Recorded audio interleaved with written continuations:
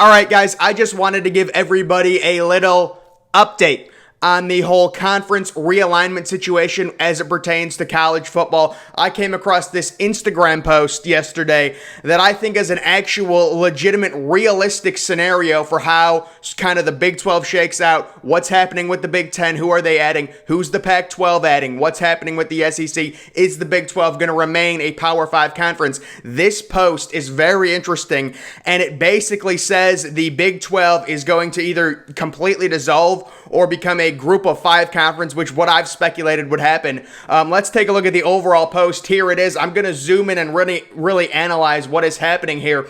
But you've basically got 4 Power 5 conferences, all with 16 teams, and each conference has 4 subdivisions with 4 teams in each subdivision based off of the regions, as you can see there with the maps. Now, looking at the Big Ten, zooming in on this a little bit, you can see the standard Kansas and Iowa State. Now, guys, let me first be the one to say it. If this is how this shakes out, this is a complete loss for the Big 10.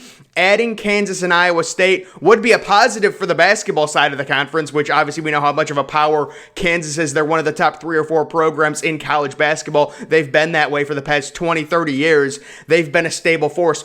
But guys, if we're looking at the football side of the Big Ten Conference, this doesn't do it for me. And this is what I've been fearing. I've been having nightmares about this. Adding Kansas and Iowa State is going to weaken our conference even more. People talk about, well, Iowa State's a top 10 team right now. Guys, they're going to lose everyone after this year. This is a senior-laden Iowa State team. They lose everyone. Matt Campbell probably becomes a head coach at a bigger university in the next 2 or 3 years, maybe even Michigan. Like, this is not good for the Big Ten. So you look at the subdivisions, you've got the West, Nebraska, Iowa, Iowa State, and Kansas. The South there. The South is horrific. The subdivision of the South, Illinois, Purdue, Northwestern, and Indiana. That's terrible. The North, Michigan State, Wisconsin, Minnesota, and then Ohio State, Penn State, Maryland, and Rutgers. Maryland and Rutgers would really be getting screwed. Now, I'm not exactly sure how these subdivisions, do you play everyone in your division every single year? I'm not sure how these 4-team subdivisions would really work out. There you can see the SEC. The West is just loaded. Oklahoma, A&M, LSU, and Tech. Good Lord. And then look at the South. There's no way the SEC would have these sub-conferences set up like this. Georgia, Alabama, Auburn, and Florida. That's absolutely loaded. So, obviously, we know what the SEC is adding. Oklahoma and Texas, we already know that. Let's move on to the Pac-12, which would become the Pac-16. And I thought it was interesting they had them adding Baylor. Everything I've been hearing about Baylor is they're going to try and stay in the Big 12, even if it becomes a group of 5 conference. We know Baylor's football program has kind of been on the downswing. They had that little run there for a little bit, but the past few years they've been terrible. You take a look, Texas Tech, Baylor, Kansas State, and Oklahoma State added to the Pac-12 to become the Pac-16. The Pac-16 would still be not a good conference. I mean, they need USC to get better. USC needs to be a perennial top 10 team for that conference to be really good. Oregon's going to be really good for a while. I like Oregon. I really do like Oregon. I like what Mario Cristobal is doing. They're going to be good. Washington is another program I like. Utah. I love Utah. Utah, guys, sleeper team this year is Utah. 19 returning starters. They get the transfer veteran quarterback from Baylor. Kyle Whittingham, big fan of his. But again, this just isn't that great of a conference. And you take a look at the South Division. It's just Utah, Arizona. I mean, Arizona State's kind of hit or miss. We'll see. They still have Herm Edwards. Jaden Daniels is decent. But that conference really doesn't do it for me. And then you've got the other, the other big time conference, the ACC, which is absolutely, guys, I don't know if you've paid much attention to the ACC this year. Once again, it is horrific. Now, obviously, Notre Dame goes back to being an independent this year, but the ACC, look at Clemson's schedule. It's just pathetic. I mean, even teams they say North Carolina, Miami. Let me just say this. The only reason Miami is getting hype right now is because they face Alabama week 1. They're trying to give Alabama a good quality win week 1 when really Miami's not even that good. Miami's 19-point underdogs to Alabama week 1. Yet they're trying to hype that matchup up. It makes no sense. I'm sorry for going off on a tangent there. Let's get back to the ACC. They add West Virginia. And then, of course, Notre Dame. We all know that, and that creates the divisions there. Clemson's subdivision is with Florida State, Georgia Tech, and Miami. That's decent, I guess. The East, oh my goodness. North Carolina is actually recruiting well, so they should be good for a little while under Mac Brown. But honestly, how long does Mac Brown have left as a head coach? But look at that. North Carolina, Duke, NC State, and Wake Forest. That is just not... Look at the North. The North. Oh, my goodness. Pitt, West Virginia, Syracuse, Boston College. The ACC is historically bad right now.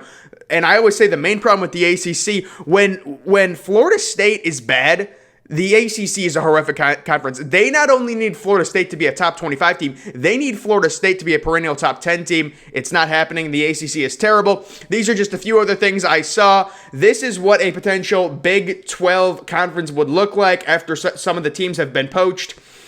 You take a look at Texas Football Life shouts, this would be a Power 5 conference. No, it wouldn't. I mean, Cincinnati, again, most of the, Cincinnati, are we really expecting Cincinnati to be all that great for the next 10 years?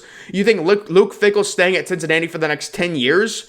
SMU, I mean, they're getting some better recruits. Houston had a nice 2-year run. App State is always decent. Memphis, maybe with Paxton Lynch. BYU is always a good team. They are. I like TCU personally, so TCU stays in the Big 12. That would have Texas Tech staying in the Big 12, Baylor staying in the Big 12 as well, and Boise State's always good. I'll give you that one. UCF's been a nice program, but that is not a Power 5 conference. I mean, the difference between that and the current SEC is so, the balance of power right now in college football is so stark between the SEC and every other conference, and that's why I keep thinking if the Big Ten adds Iowa State and Kansas, it's just like, oh my God. They're not even going to take our conference seriously. I mean, I'm sorry, I don't know what that was. But here's another Insta post, fun matchups and a hypothetical Big 12 American Conference merger. I'd be interested in the TCU-Cincinnati game. Other than that, I mean, these games are...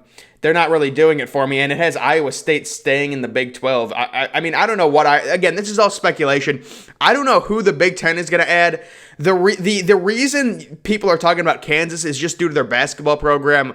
The football program brings nothing, and the reason people are talking about Iowa State is, quite frankly, I'm saying this, no offense to anyone, people are being short-sighted and they're being stupid. People are like, oh, Iowa State's a top 10 team. Yeah, how sustainable is that? How sustainable is Iowa State even being a top 25 team? This is a team they would always lose 5, 6, 7, 8, 9, 10 games in the Big 12. This is not historically a good college football program. They have a good coach right now. They had a nice year last year. They returned everyone. The COVID year helps. It gives you an extra year of eligibility. And it's just like... this scenario, let's go to the full picture of this. This scenario overall, I think it's a really well done thing. The regional stuff, I don't think they would be that, regionally, I don't think it would be that, strict to where you have the South subconference of Georgia, Alabama, Auburn, and Florida. I think they would try and split that up a little bit. But the one thing I will say, and this is what people have been talking about, they're like, well, it doesn't really matter. Like the whole regional thing that, we keep hearing the Big Ten fans talk about adding Oregon and USC because, quite frankly, I don't blame them. We're desperate for decent, teams at this point with what the SEC did adding Oklahoma and Texas. But it's like the whole conference thing to me gets thrown out the window if the Big Ten adds Oregon. I mean, what's the point of even having conferences at that point? You're flying across the country. Oregon's flying across the country. Yeah, I get it's a 3-hour flight or whatever, but the idea, just have one major league at that point. There's no point in adding Oregon and USC to the Big Ten. There's no point in conferences. Just have one major league, just huge league, and everyone face each other, and we'll just do a round-robin thing. You face some teams some years, some teams another year. That's what they should do, realistically. But, guys, I just thought this was an interesting scenario, and this is, a legitimate, realistic option right now with what will happen to the Big 12. We're not exactly sure which teams will leave. I've heard TCU talking to the Pac-12 a few times. I don't think TCU's going to the Big 10 or anything like that. Maybe TCU to the Pac-12. Excuse me. Oh my goodness. I tried to swallow something there. Something was in my throat. I think I swallowed something. But guys, that's going to do it for this video. Make sure you're following me on Twitter. Link to that's always in the description. I'm, of course, the Depressed Ginger. Thank you for watching.